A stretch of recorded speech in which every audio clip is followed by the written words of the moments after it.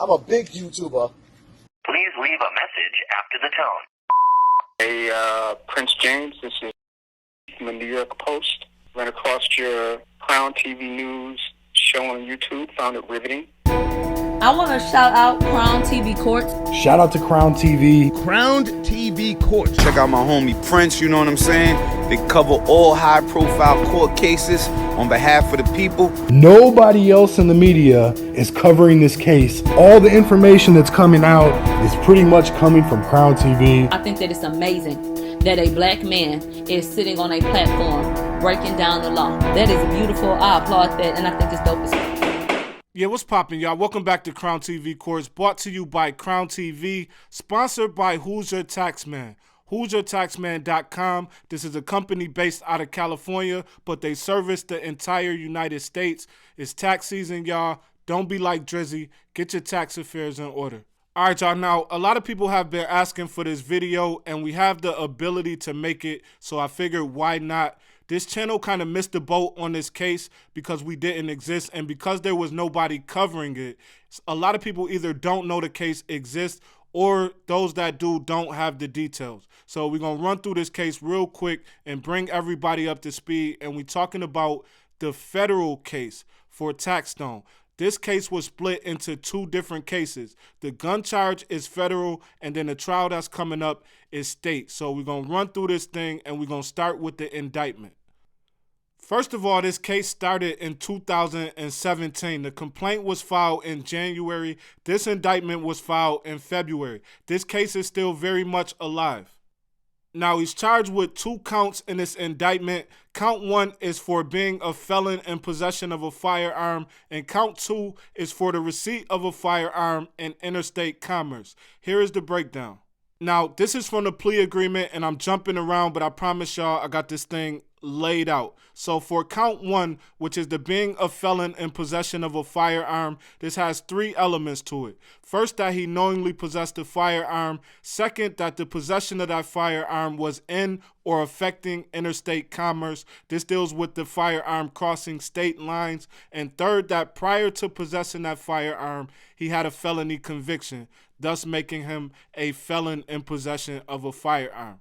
Now, count 2, which is the receipt of a firearm in interstate commerce, has 2 elements. First, that the defendant shipped, transported, or received in interstate or foreign commerce a firearm. That again deals with the firearm crossing state lines. And second, that he did so with the intent to commit another felony.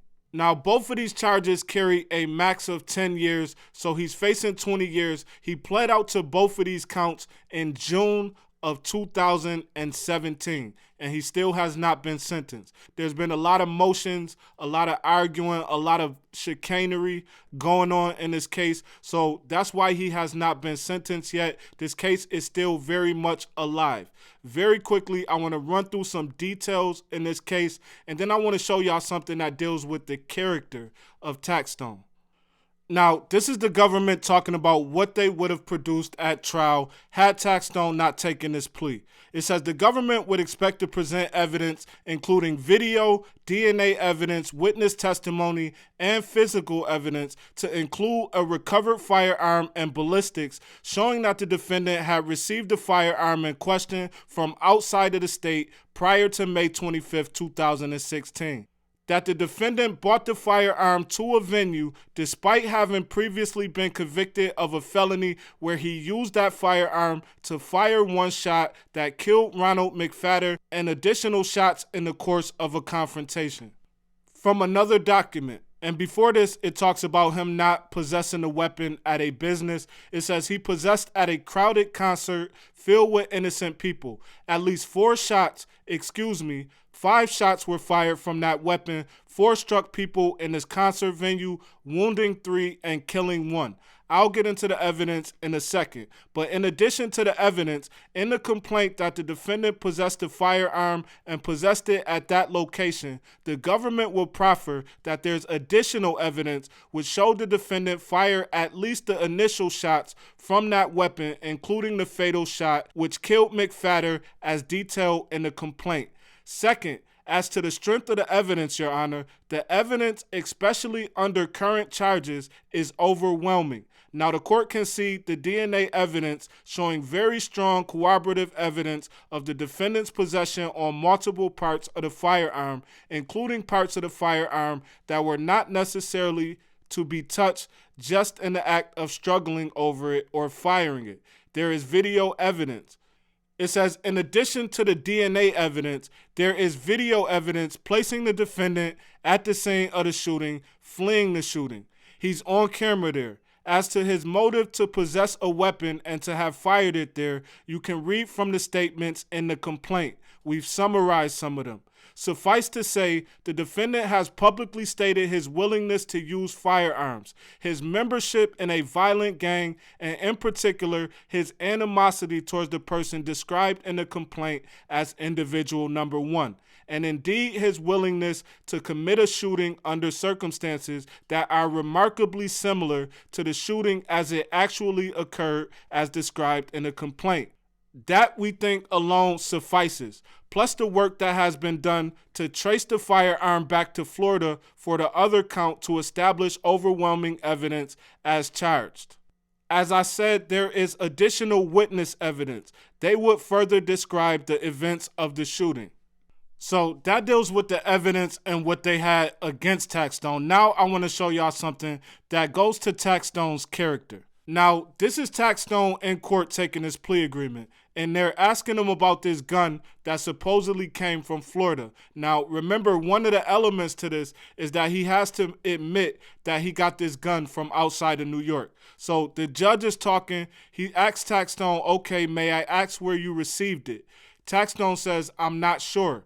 The judge says, so how do you know it was from outside of New York? He says, I know because the federal government said it was from outside of New York State. The judge says, okay, and then he asks for the prosecutor's approval. The prosecutor says, so, Your Honor, the government's understanding is that the firearm was bought to Mr. Campbell originally from Florida, not where it was manufactured, but by a person known to Mr. Campbell. I don't think Mr. Campbell has to admit that he knows the person or anything like that if he doesn't want to implicate others. He says, I do think he has to acknowledge that he knew the firearm came to him from outside of the state. I don't think that's something we can proffer. The judge says, okay. Then he asks Taxstone, do you know that somebody bought the firearm from Florida to you? He says, no. I know that it was bought from another state. The judge says, okay. He says, I received it. The judge asks the prosecutor, is that sufficient? The prosecutor says yes. I'm just hanging that one out there. That's one of those you either get it or you don't. But that is backbone, and salute to Taxstone for that. And I show that just for all the people who think that you have to jump at the opportunity to tell the feds everything you think they want to know in order to get a plea agreement. Y'all let me know what y'all think about this video in the comments. Like, comment, subscribe. Don't forget to check out the website, crowntvnews.com. Also, crowntv.world is the new website, so make sure y'all check that out as well. Salute to the sponsors. You look out your window and see people enjoying a beautiful day, but you can't because you need to wait for hours at the tax office to do your taxes. Those days are over. Let Who's Your Tax Man help you. We do tax preparation, individual and business. And best of all, you don't have to leave home. With our virtual tax prep service, submit your documents to our secure and encrypted portal. We use the same level of security your bank uses for online banking. We are licensed and bonded, and you'll get the maximum refund guaranteed. Call us at 1-800-951-9591, 1-800-951-9591, or visit us at who'syourtaxman.com.